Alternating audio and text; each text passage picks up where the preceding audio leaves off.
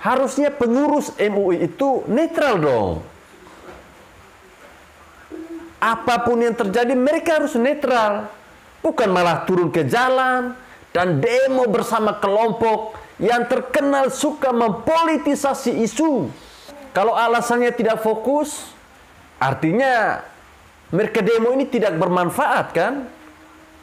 Jadi buat apa mereka demo? Mau buat gaya-gaya? Biar diliput media dan jadi terkenal begitu. Saya jadi curiga ternyata, atau bisa jadi, apakah MUI dan PA 212 ini mereka bersekongkol?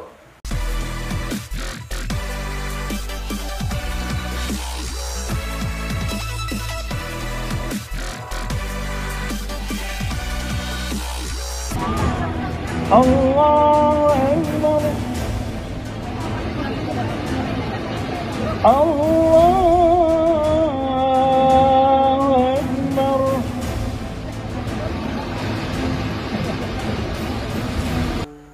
PA 212 demo, MUI yang kena getah dan dihajar habis-habisan oleh netizen.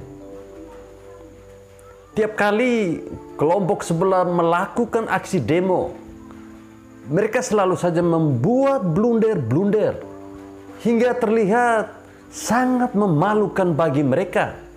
Dan yang paling memalukan adalah mereka mengklaim bahwa mereka adalah sosok yang suci. Makanya mereka selalu membela agama.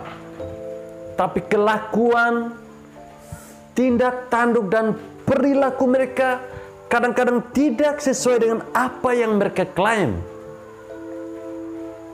Kalau dalam bahasa gaul namanya menang bacot, tapi tindakan dan perilakunya tidak beres atau tidak selaras dengan apa yang mereka ucapkan.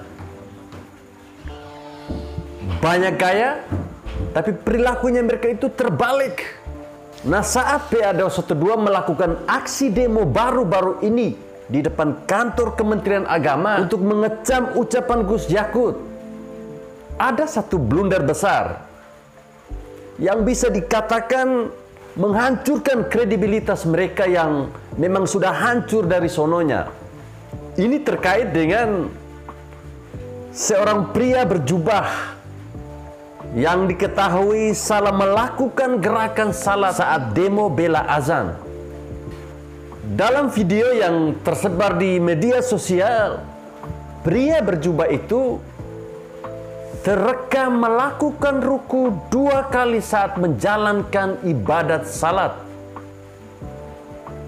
Padahal dalam salat itu gerakan ruku hanya dilakukan 1 kali saja atau hanya sekali.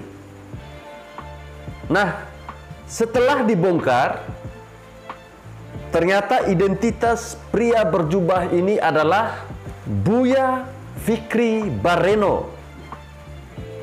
Dia adalah korlap dari aksi PA 212. Dan ini sangat memalukan sekali. Dan yang lebih memalukan adalah ternyata pria ini atau orang ini adalah pengurus pusat MUI dan memiliki jabatan sebagai wakil ketua Komisi Pemberdayaan Ekonomi Umat. Tapi ada kabar kalau dia pengurus pada periode sebelumnya.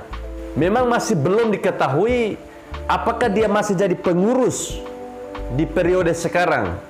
Tapi di media, MUI mulai terseret karena dia adalah pengurus di MUI dan punya jabatan penting. Tidak penting apakah dia masih jadi pengurus atau tidak, karena dia pernah menjabat di MUI. Jadi MUI mau tidak mau, suka tidak suka, harus kena getahnya dan kritikan keras dari banyak orang. Kalau kita berbicara soal MUI, memang lucu sekaligus miris. Makanya jangan heran, seringkali ada desakan agar lembaga ini dibubarkan saja. Beberapa kali petinggi dan juga orang-orang di dalamnya terlibat masalah atau melakukan sesuatu yang bikin polemik. Sebelumnya MUI Kota Bengkulu juga jadi sorotan lantaran dua pengurus mereka diciduk karena diduga terlibat dalam aksi terorisme. Belum lagi ada petingginya yang malah terkesan berpolitik dengan gaya yang mirip dengan Amin Rais. Sama-sama tua, tapi tidak pernah tahu diri. Makanya netizen sering menyindir MUI sebagai organisasi yang dari dulu isinya orang-orang yang lucu. Kalau benar orang ini masih jadi pengurus di MUI, akan kelihatan semakin lucu. Masa sekelas pengurus MUI turun ke jalan dan demo bersama PA 212? Harusnya pengurus MUI itu netral dong. Apapun yang terjadi mereka harus netral, bukan malah turun ke jalan dan demo bersama kelompok yang terkenal suka mempolitisasi isu. Sekarang malah mereka kena karma instan. Seakan kepala kena lempar dari batu sendiri. Kalau orang biasa atau orang awam yang salah, itu bisa kita maklumi. Ini orang sekelas MUI. Sangat miris memang. Kalau alasannya tidak fokus, artinya mereka demo ini tidak bermanfaat kan? Jadi buat apa mereka demo? Mau buat gaya-gaya, biar diliput media dan jadi terkenal begitu. Niatnya mau bela agama, tapi malah bikin malu-malu diri sendiri dan MUI.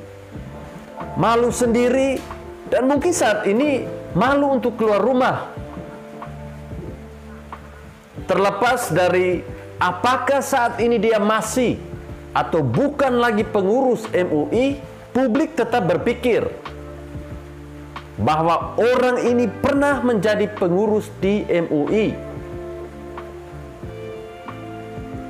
MUI kembali menjadi sasaran kritik pedas dan disemprot habis-habisan.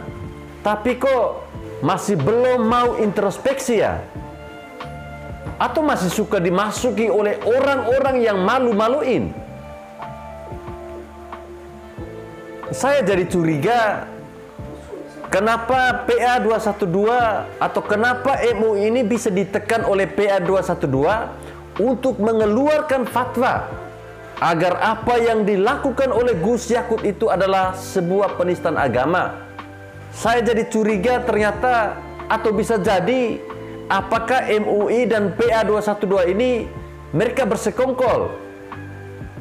Karena dulu waktu kasusnya Ahok itu MUI pernah mengeluarkan fatwa bahwa apa yang dilakukan oleh Ahok adalah penistaan agama, sehingga membuat orang-orang di PA 212 melakukan demo yang berjilid-jilid